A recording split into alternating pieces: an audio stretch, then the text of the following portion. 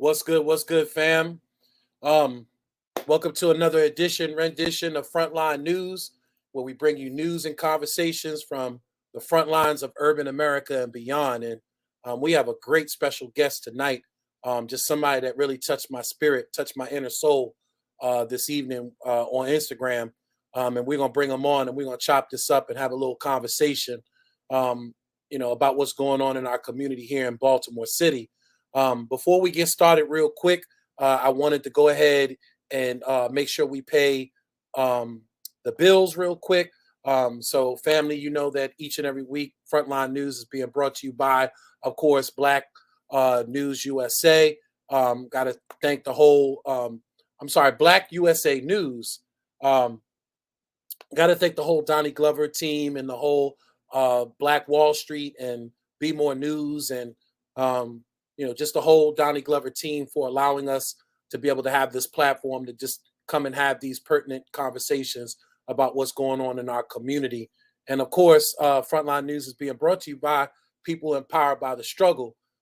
We are a 501c3 nonprofit organization that tries to meet people where their struggles are and help them to navigate through whatever their struggles in life may be.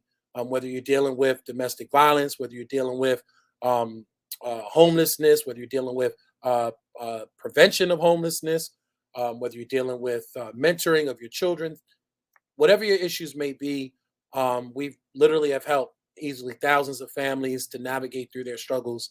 And we ask that you trust whatever your issues may be that you're trying to navigate through in this city, knowing how the system is, knowing how everything is kind of designed and built in many ways not to help and support our community.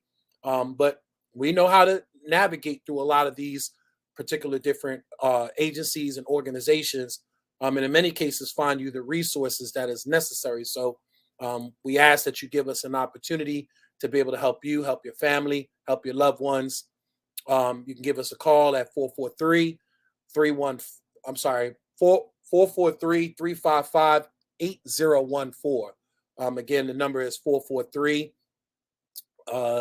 355 8014. And I'm trying to move fast because I want to get to our guests and I want to bring our panel up and start the conversation, start the topic off. Without further ado, let me bring up our co-host. You know her as a former mayoral candidate for Baltimore City. She should be your mayor right now. She is known as the Peopletician. Yolanda Pulley, welcome to Frontline News. Love and respect to all. The one thing I do know is that if we do nothing in life, our only job on this earth is to be servants, whether it's to the public, your family, your parents, your children. We were born servants. So we need to get back to servitude. I think that our elected officials forgot about the word of servitude. And I'll wait for us to get in the show because, I'm feeling a certain kind of way today. Before we get started, Jason, after you introduce everybody, I'm going to pray for Tyree Coleon and his family. All right. Let me bring up my next co-host. Someone that I've really learned to love and respect, a lyricist, just in his spirit. Like, wrote something earlier today. I had an opportunity to listen to. Maybe, hopefully, he'll recite some of it today. It was just so profound and so prolific. And I'm hoping that he'll share it with us. And it's in reference to kind of what's going on in reference to Tyree. But without further ado, everyone, let's give it up for Deron Hill. For extraordinary rapper, That's Deron crazy. Hill. That's crazy. I get the. You know what? I'm gonna skip like 2 weeks so I can get my proper introduction. What was wrong with that introduction? It didn't feel as exciting. Oh God, where are you at? Why are you not showing? Right, where's your purple face tonight? Oh, it's my camera's a little messed up. Yeah. All right. So, family, as I stated earlier, we have a guest this evening. Someone from our community, someone very profound, very spiritually connected. I even feel in some cases like the spiritual connection to the ancestors with this brother here. He was on earlier, just really kind of just talking to the community in reference to what took place with Tyree Coleon. In case some of y'all don't know, Tyree is in Baltimore known for the no shoot zones. And he's painted the no shoot zones, not even just in Baltimore City, because he actually had painted some in the county as well. Matter of fact, he had got locked up one time painting one on a business in the county. So he spread his love and his message in reference to no shoot zone from the county to Baltimore City. And just yesterday, we lost our dear brother. And we're going to get into the discussion. We ain't going to get into the speculating or all that stuff. We're just going to get deep into this conversation with our dear brother.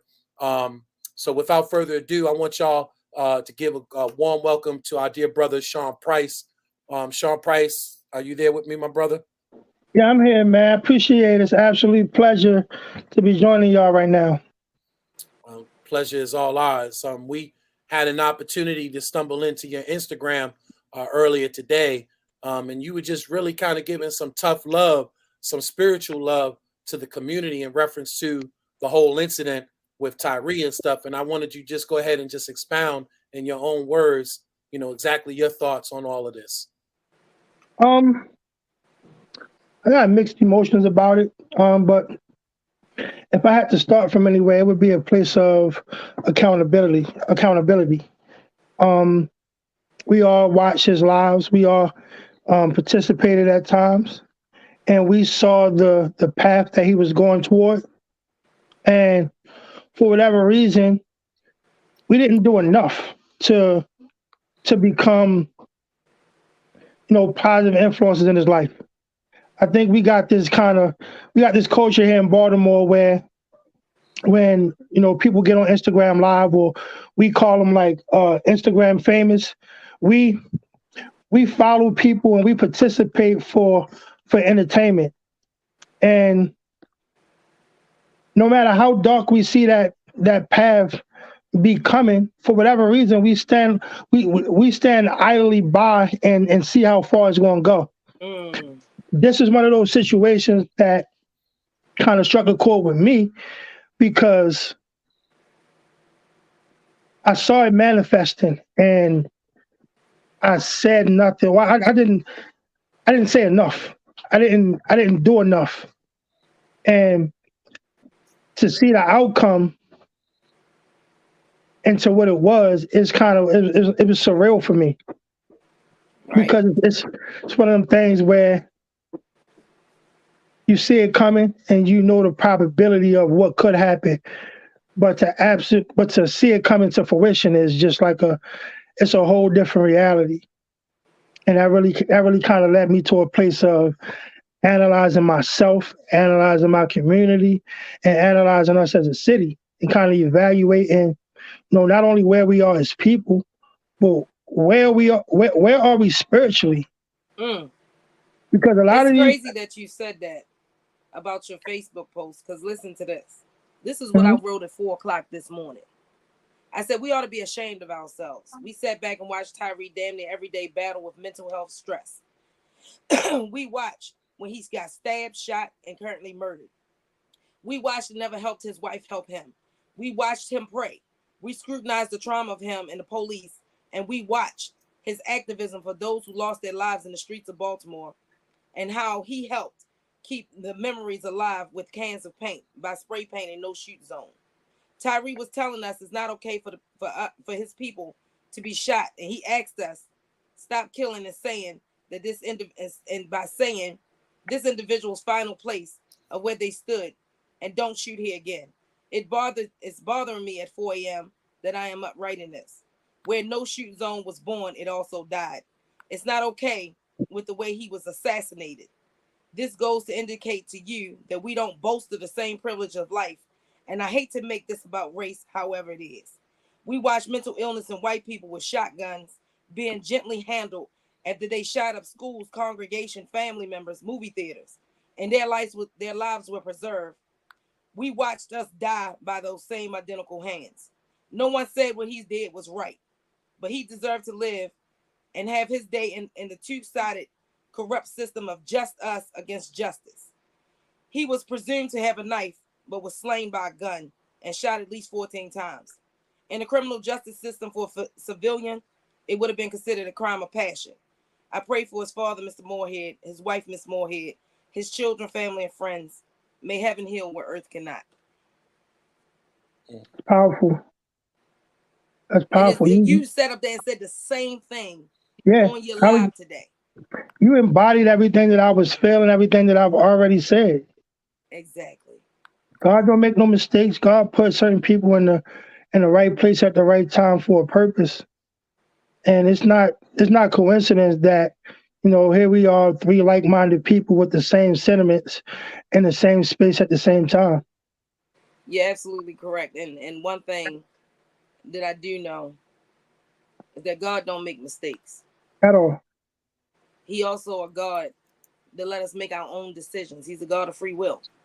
Mm-hmm. So when we I posted that early on Facebook, and this young lady jumped on here and talk about y'all condoning what he did. It doesn't matter what he did. He didn't deserve to die for what he did. So that we can't. And just like you said on your live, it's not okay for us to get pleasure out of this man's death because of how y'all felt about him. At the end of the day, that was God's child first. And then he had family and children and a wife and a father. That just doesn't sit easy with me. Knowing that this man talked about his own death. He was on live and he said that the police was going to kill him on Monday. He died on Sunday. That speaks volumes to me. A lot of people say what they want to say about him and his characteristics. But he gave these people a living memory by saying no shoot zone. Mm-hmm. Yeah, there was somebody earlier that I heard actually was giving praises to Tyree because at the time that they lost their loved one, the only one that really came to kind of acknowledge that there was a life there, that there was a life that was took there, was Tyree. And she really appreciated that. I heard her earlier speaking out about it. She really appreciated, the fact that there was somebody that was trying to bring awareness to their loved one, and that their loved one wasn't just a number on a murder docket. That they weren't part of just a 300. They were part of a village. They were part of a community. They were part of a family. We became so normalized by putting people in front of a T-shirt that we got away from, just like you said earlier, compassion. It can't be normal for me. Mm-hmm. It's not a normal thing for me to walk around with rest in peace on a T-shirt. It's not normal for me to been to as many funerals that I done been to. That's not normal. It's not normal for me to have written as many poems and obituary that I have written. Because 9 times out of 10, when you see obituary going around in Baltimore City, the poem in there I wrote. And I just give it to families. That's not normal to me. It says, the irony is that it's absolutely normal. A lot of things that a regular person would consider traumatic and just horrible, in Baltimore City, we've come to normalize it. Yeah. And so to keep hearing you say is not normal, is not normal, is not normal, and knowing, because we see it so often and because we live it every single day, that it is absolutely normal. Right. That's not, when you say that, you're not speaking to the reality. You're more so speaking to who you are as a person, because people like us, we know that this behavior, we know that this reality is absolutely not normal. Right. But when it comes to the culture in Baltimore City, it is normal. And to the culture, and to the culture of many urban cities, because again, what we really try to talk about here is all our urban communities collectively, because we all share the same pain. We all share the same trauma. We all share some of the same similar dynamics in every city that we go to. And you're right. put it like this: society has normalized it for us because in many Yes. cases we still have not spiritually accepted this normacy, this normal circumstance. But when you have society drilling it at you, and the saying is, if it bleeds, it leads in the news. You know what I mean? So we hear it bombarding us all day long. You know, the homicides, the trauma, the violence. Fox 45, you know, we were talking about this yesterday because there's this white killer, female wrestler. They have our story on right now on Netflix, right? Bodybuilder, right? And what we were talking about, was how the news will take certain things and will sensationalize it or will grasp on to a title of something. You know, instead of her lifting steel, she's now spitting out steel. You know, saying that she's now a killer instead of lifting steel. You know, or instead of lifting bars, she's shooting iron. You know what I mean? And like sensationalizing things. And because we see this bombardment over and over and over again, it becomes normal to us. It becomes accepted to us. So instead of us necessarily rebuting what's going on in our community, it becomes there's like a malaise there. You know what I mean? Like it's all foggy and all hazy to us. Yes. And I even say that in some cases it's because of that mentality that the reason why law enforcement acts the way that they do to us.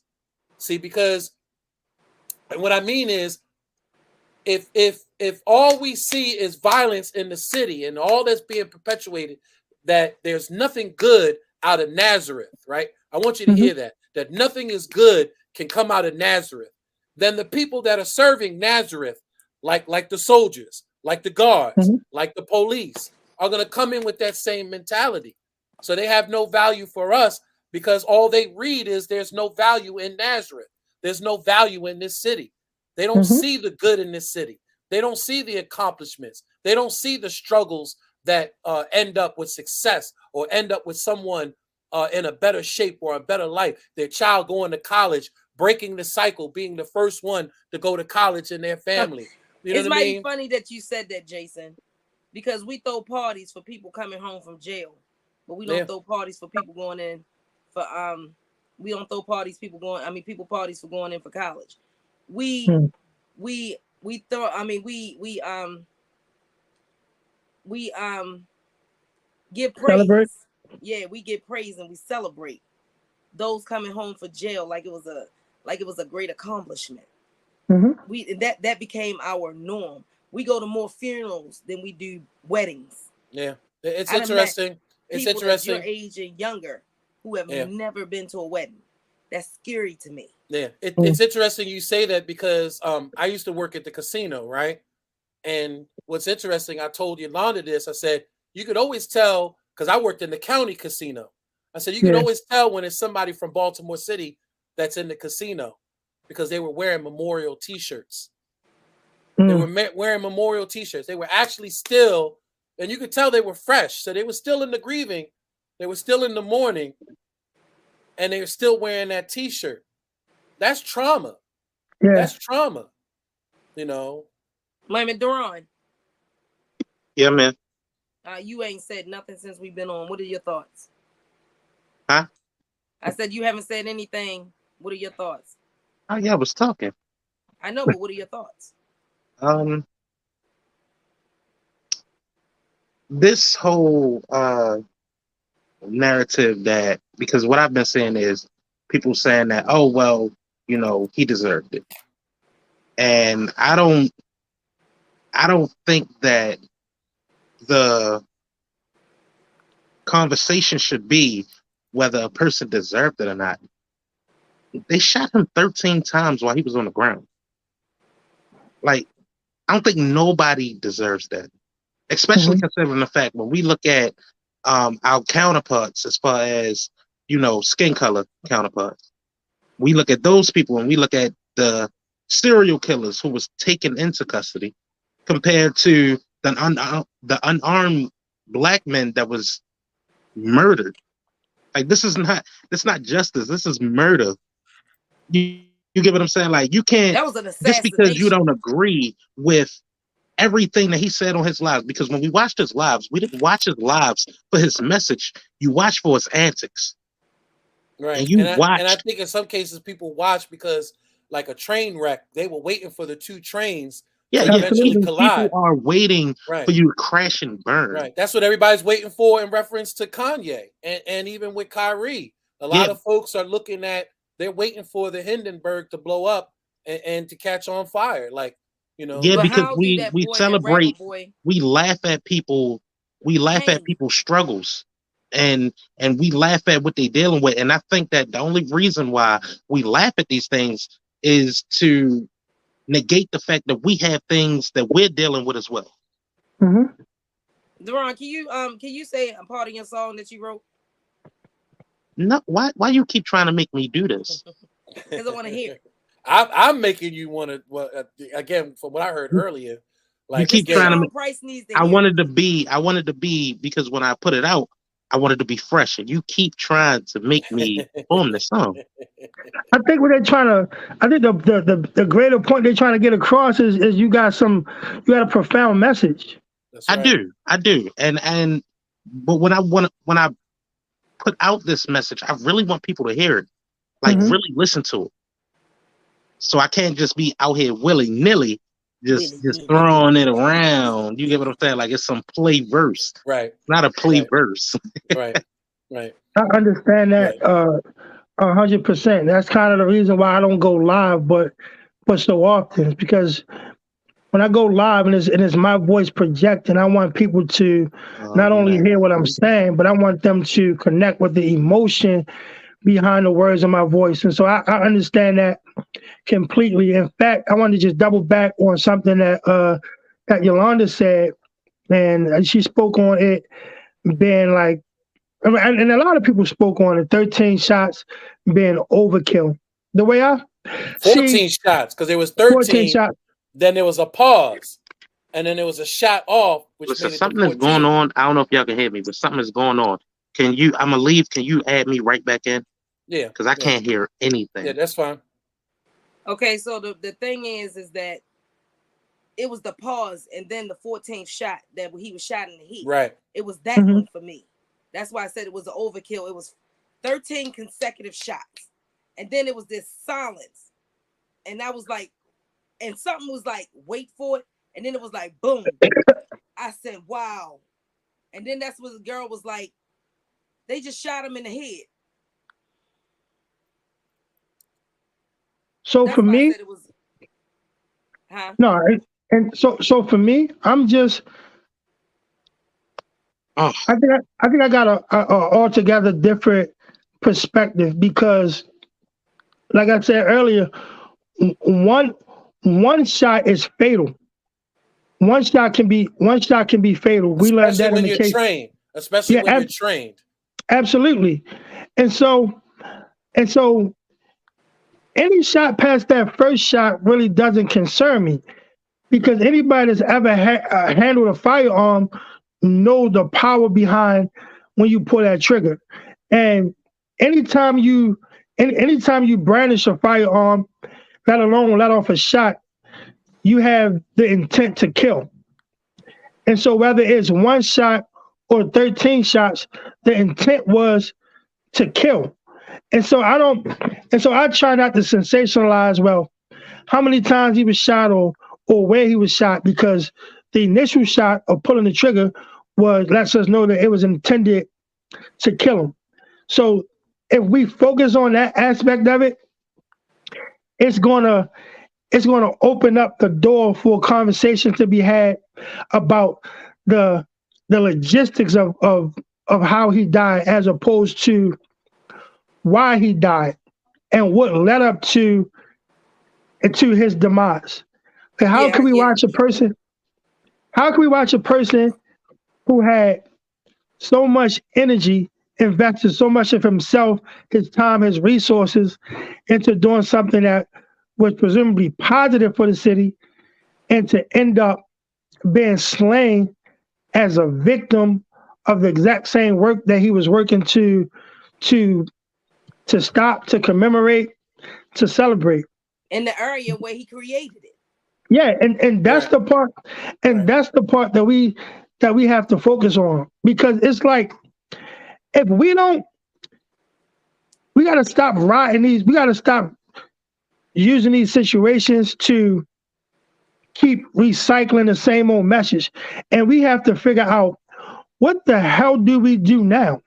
Like, how do we make this the last conversation that we have?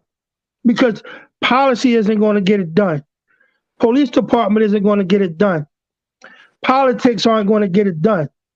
It's the relationship with people that's the real work to everything. And we got to figure out, how can we connect ourselves to each other to the point where, if I see one of my brothers or I see one of my sisters going through something, I got to be just as motivated to help them and to step in as I would be if it was my very own child. And until we get back to that place of feeling like everybody matters and we matter to each other, it's going to be a repetitive cycle that we're going to keep repeating. And so, what do we have to do to connect to each other again? Because we keep talking about. I did with you. No, absolutely, and it's like, it's like, for example, it's like a Tyree live, right? Tyree go live, and Tyree can say some of the most profound things. Like, really, he really would drop some gems, but the message would get lost because everybody's gravitating toward the negative stuff that he's saying, the antics. Right. Or he's smoking weed. He's rolling up weed, smoking weed. You know, or how many flies is on a fly catcher in his room? Correct. Wow. It's that kind of paying attention to the peripheral. Yeah. That distracts us from what's being said. That's for the betterment of us as a community. But I think that's because some of the messages that he put out. You get what I'm saying? Like, so, like, the things that made him the most popular, because attention is a hell of a drug. Was the controversial stuff? Huh? The thing that got the most attention was the controversial stuff that he didn't say. Correct. Yeah, and that's because a lot of the times that's what he put out there. Mm-hmm. You get what I'm saying? Me and this girl actually got into it on my post, because she said the same one that said we're condoning his behavior is the same one that said I knew him personally. He started that movement because he wanted popularity. Mm-hmm. Right. And I came back and said, you knew him personally, but you did nothing.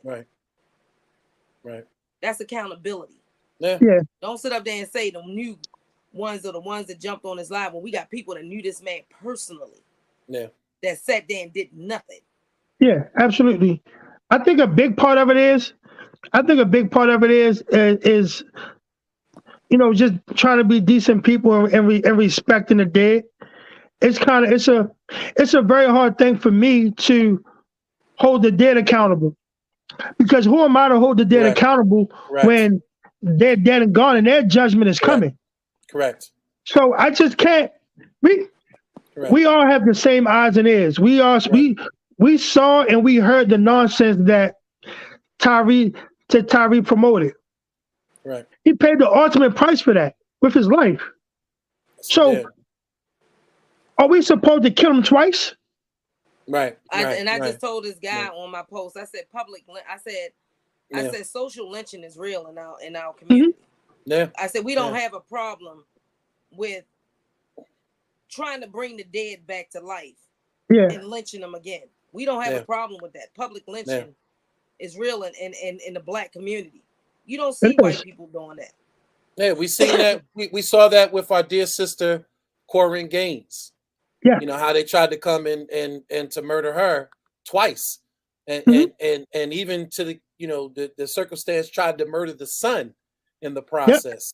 Yep. And we as a community felt that we had the necessary right after her death to question what had happened, because we know too many times our lives are not valued when it comes to the blue, when it comes to officers. And I want to share something with y'all really quick. I want y'all to hold your thoughts for a second, but I want to share something from the Young Turks that I actually saw earlier today, and I want everybody to watch this little quick clip real quick.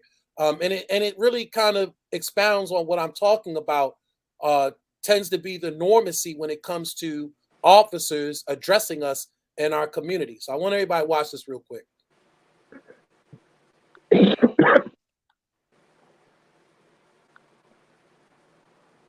Had a licensed weapon, and he was pulled over for a busted taillight. And he told officers, Hold on, I'm moving back a little bit. Had a license guns to protect us from the bad guys from guns and to protect us from the government. Now, last night when Philando Castile had a licensed weapon, and he was pulled over for a busted taillight, and he told officers, just like he's supposed to, a good hard-carrying gun owner, said, "Officer, I have a licensed weapon here." Okay, great. Officer, of course, flipped out because he's black and said, "No, no, no, no. Okay, now." He said, "Go now, show me your ID." And he goes to show him his ID, and the cop shoots. Wait a minute, where's the NRA? They should be screaming from the rooftops today. Philando Castile should be their new hero. He should be their poster boy for how the jackbooted thugs of the government will shoot and kill people with perfectly legal right to carry arms. That he was exercising his Second Amendment rights. Instead, what have I heard from conservatives for the last 24 hours? Well, of course the cop shot him. He had a gun. And then I heard, oh, well, white people have a gun in similar situations. Well, of course they're going to be shot too. Now watch this. Now, I remember a lot of people on the Clive and Bundy ranch. I remember them pointing guns at cops. I don't remember them getting shot. Now, they were so brazen, so over the top, so used to threatening assault and murder of police officers and pointing guns at police officers. Eventually, in Oregon, one of the guys associated with the Bundy guys came out, was giving an enormous amount of time walking around with a gun in his pocket, a gun that he had threatened to murder cops with before, and finally was shot. One. The rest, all heavily armed, taken into custody, no problems, nobody shot. That guy was given all the time in the world. The Clive and Bundy people were given years. Amir Rice was given 2 seconds, and he was a 12-year-old boy, and he didn't have a gun on him. He had a toy gun, but they never bothered asking. So now we've seen over and over again. Alton Sterling, just a day ago. Well, he might have had a gun. Was it in his hand? No. Were there 3 cops on top of him? Yes. Was one cop pointing a gun right at his chest? Yes. But it's a black guy who might have a gun. Boom, boom, boom, boom. Put him down. Put him down. 2 seconds flat. Another shooting in a Walmart in Ohio. That one, I think, took 6 seconds before he was killed. I think he was shot in 3 seconds and killed in 6 seconds. Now, I'm told, no. White people, if they got their hand on a gun, cops are going to put them down. Or what if they're walking around with rifles and the cops are in the vicinity? They're going to put them down right away. 2 seconds flat. Because there's no such thing as a difference between white and black people in America. Really? Well, let's take a look at this clip. Okay. Any last you saw was Dairy Queen? Yes, I'm watching right now. Just down the street, directly into the Dairy Queen. I could have somebody block down Court Street from the east and the west, please.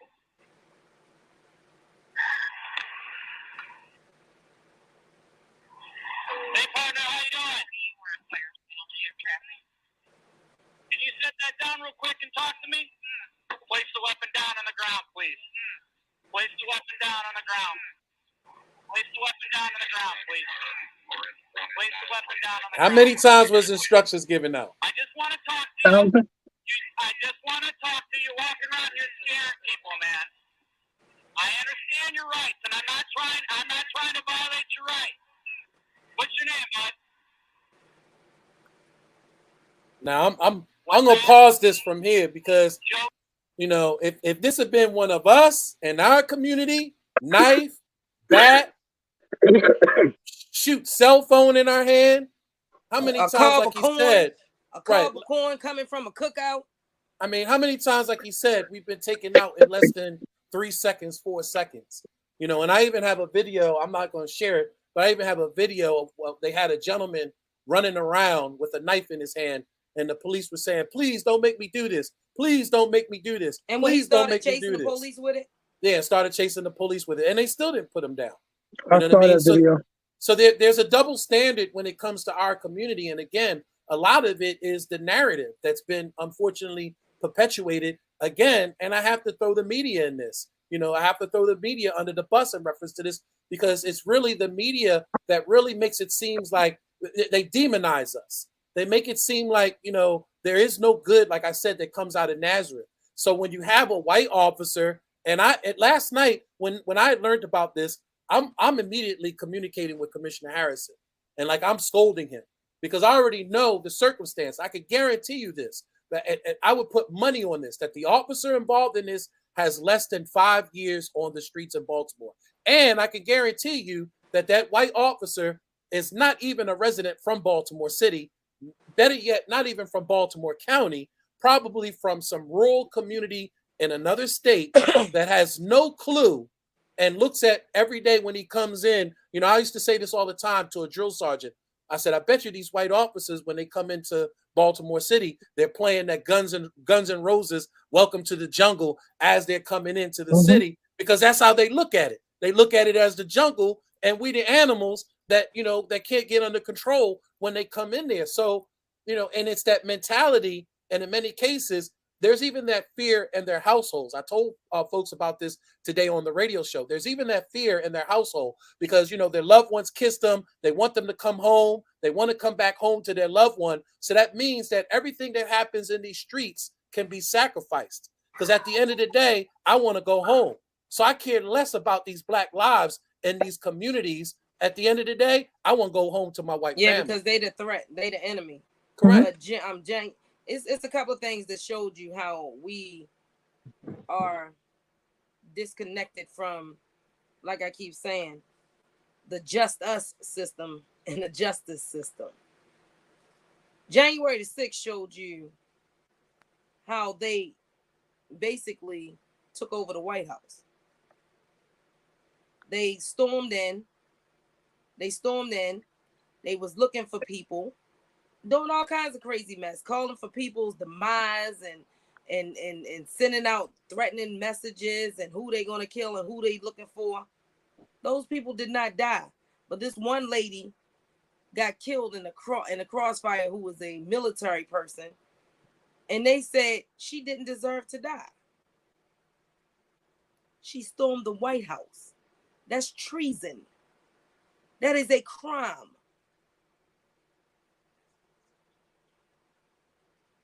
Okay. Yeah. Chad, we can get you a meeting if you want. Chad, we can get you that meeting. I'll call and lean on it myself. if that's what you want to do. Well, Yolanda, it's funny that you brung up January 6th, because outside of breaking the law and, you know, that person losing their life, I was proud of that group, and I kind of envied them in the sense that they organized, they got together, they came up with a plan, and they executed it. Our biggest problem, and the reason why it's going to keep constantly being a stark difference between the way we get treated versus our counterparts, is our family dynamic and our community dynamic. We don't stick together at all. Yeah. I live in Pikesville in a Jewish community, and I watch my Jewish neighbors have their meetings or gatherings or whatever it is that they go to inside these synagogues. And the one thing I paid attention to is that at every exit is armed security guards. And that got my wheels spinning. So I started to think to myself, if that's a religious establishment, why would there be a need for armed security guards at every exit? What's happening inside of these buildings that would require there to be a presence of armed security guards? and I started to kind of have a conversation with myself, and I started to think about what kind of information or what kind of messaging is being sent within their community and within their families that we aren't being privy to. And and because we have broken families and because we have broken communities, we aren't able to do the same thing amongst ourselves. We aren't able to collaborate and get together and have discussions about things that we're dealing with, problems. How do we solve them? How do we address them? And what if these different cultures are doing that exact thing because they have a stronger sense of family? What if the conversation at the dinner table is, well, what do you need to do if you encounter a black person in order for you to get home to us? So why aren't we having the same conversations at our dinner tables?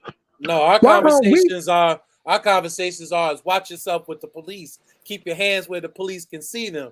Make sure you talk to them with respect. Make sure that you don't do anything that may seem threatening to them. These are the conversations that we have But with Sean, our children. I have a question for you. Exactly.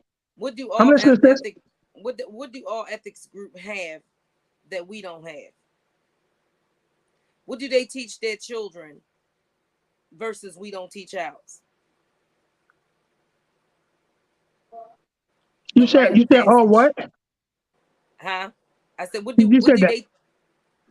do they teach their children that we don't teach ours? Financial literacy? That too, but the rite of passage. We Oh, never true. once, right? We never Right. once. They Right. had You have bar mitzvahs, things like that are, the taking of a boy who has boy tendencies and raising them to a man and giving them that baton and establishing that he's on that journey or on that I'm pathway gonna of tell you becoming what a the man, five rites of passage or a girl becoming on the pathway of becoming a woman. We don't have these things anymore. We used to have rites of passage in our community, and there used to be things that when we were more tribal, we were more in a village Yeah. environment, that we used to do that would prepare us to be men, to be Ex- caretakers of our community, our brothers' keeper. Exactly. That culture was taken from us and rebranded into a culture that they gave us. Yeah.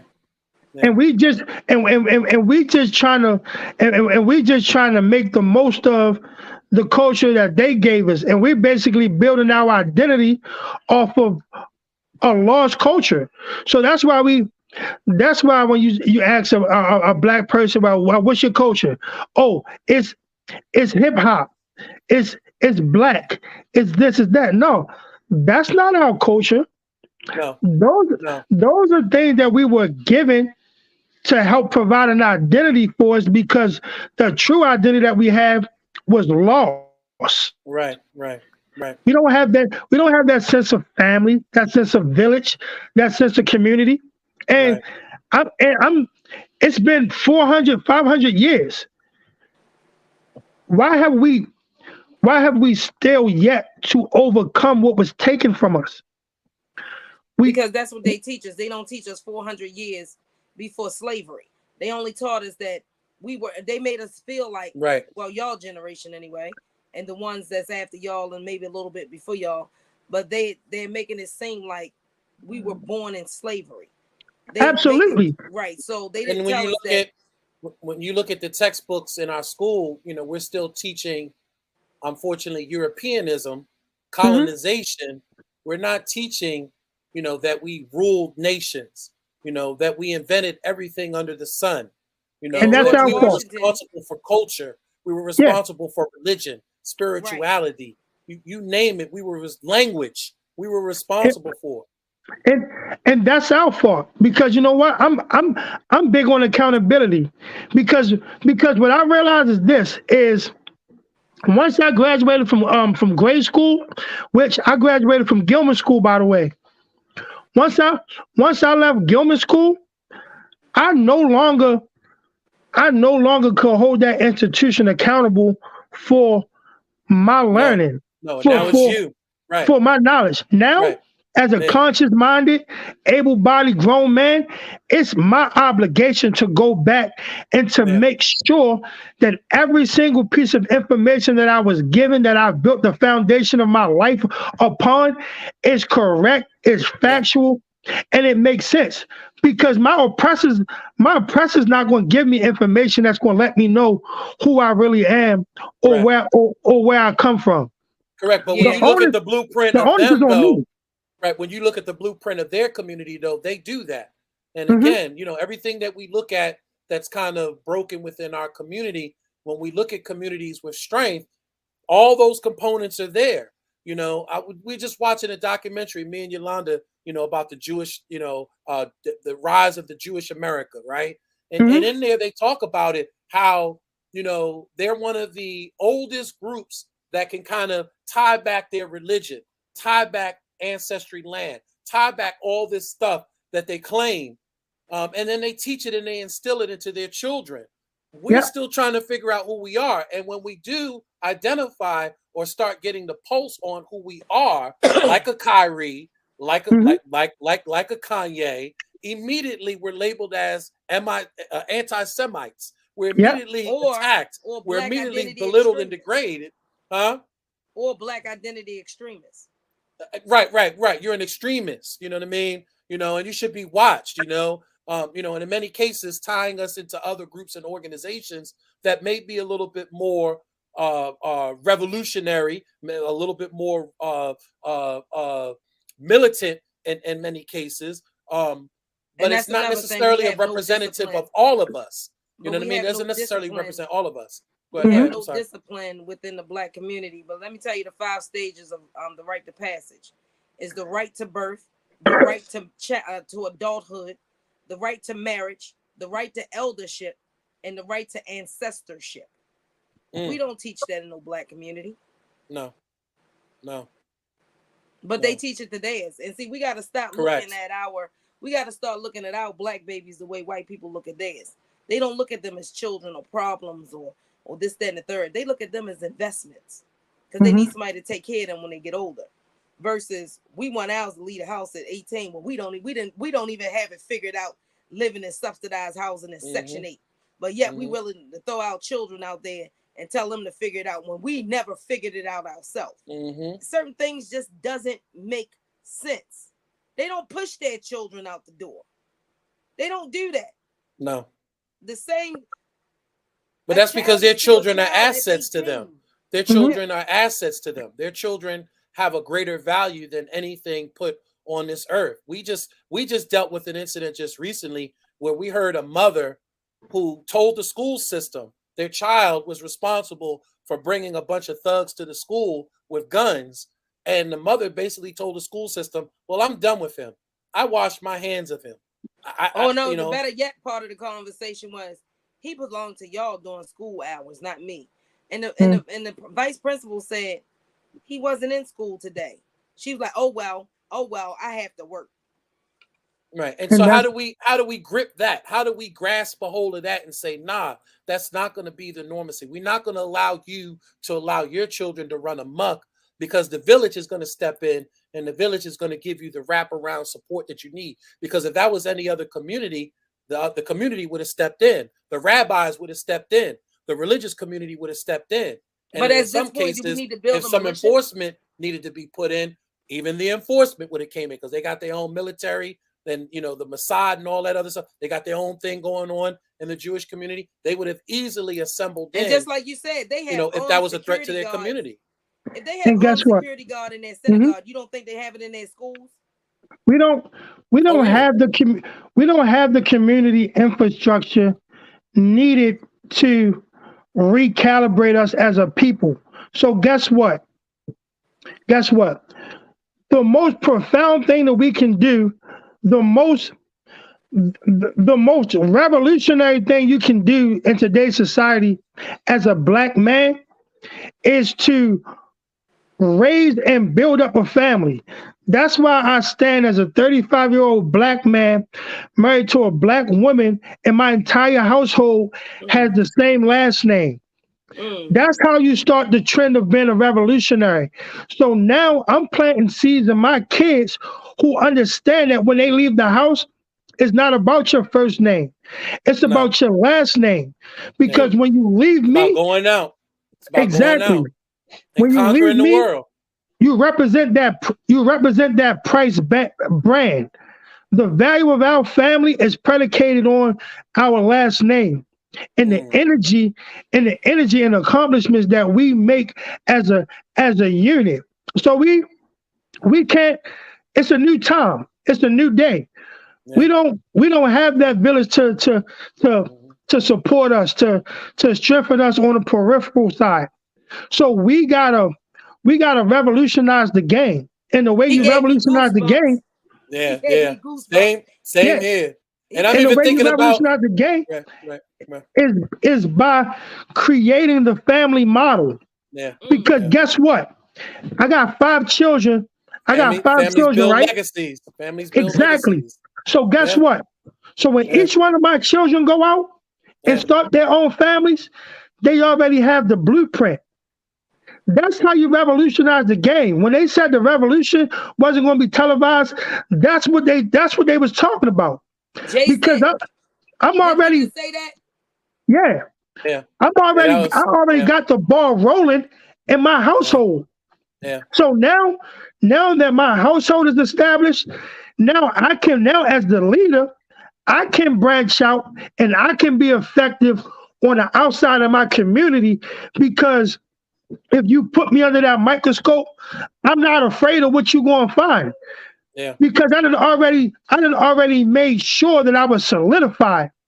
I'm gonna be the same man in my household that I'm gonna be when I'm out on the streets. So you're not gonna catch me what the young people call lacking, because I'm a man of integrity. You can put me in any environment, and I'm gonna be the same, and I'm gonna be the same person.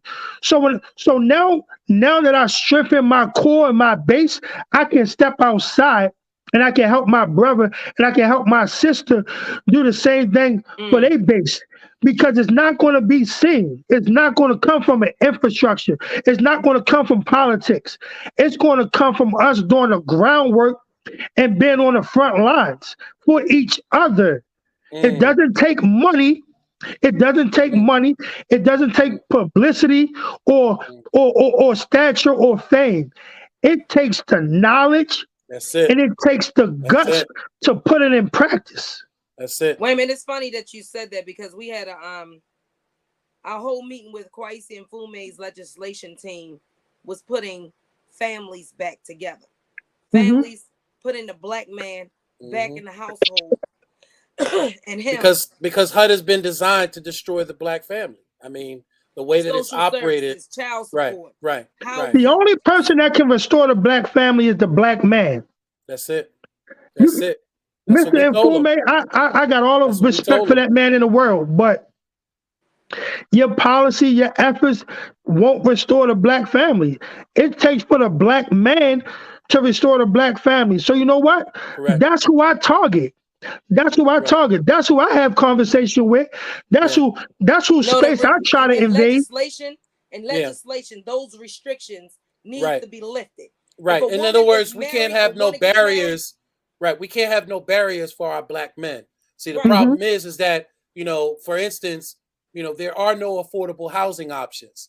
And in many cases, it even separates the family even more and removes the black male out of the household, because now it's income based. If I do give you an option of affordable housing, it's going to be income based. And because he works a mediocre job that really doesn't make that much money or a living wage. Right. Or because he has a criminal record.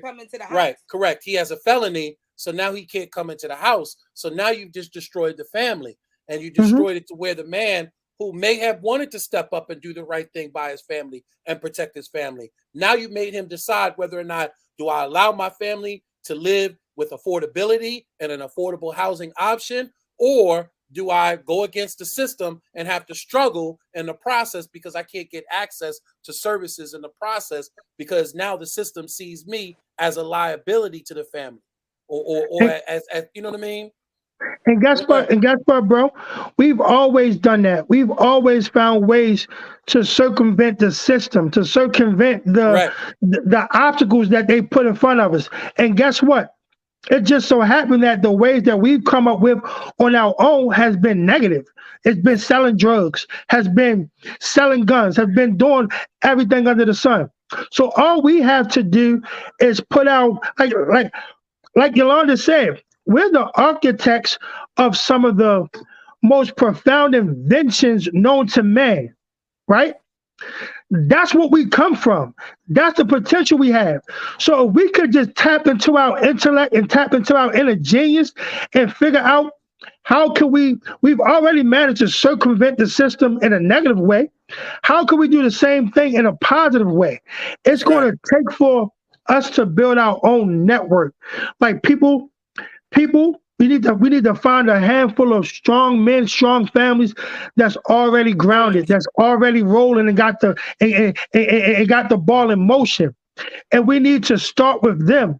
We need to connect them, build a community, build an infrastructure with them, a system, and then the ones that's trying to recover can lean on them and can be supported by them. But again, it's going to take that sacrifice. It's going to take that understanding of it might not be what I want to do, but this is what I have to do so that our race can survive. Because if not, but the problem becomes like, is people willing to take a back seat to say that it wasn't them?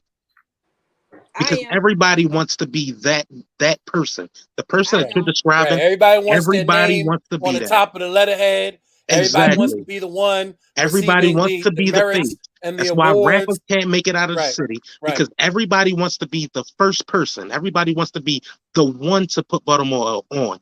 Everybody wants to be the one with the spark mind. Why can't we come together and put Baltimore on ourselves? And I've been in the rap game for a while, so everybody that knows me in the community knows that I've recorded people like 100 Grand, Frontline, Stars, Superstars, Cocaine Cows. I mean, there's been so many different people that I've been involved in the underground.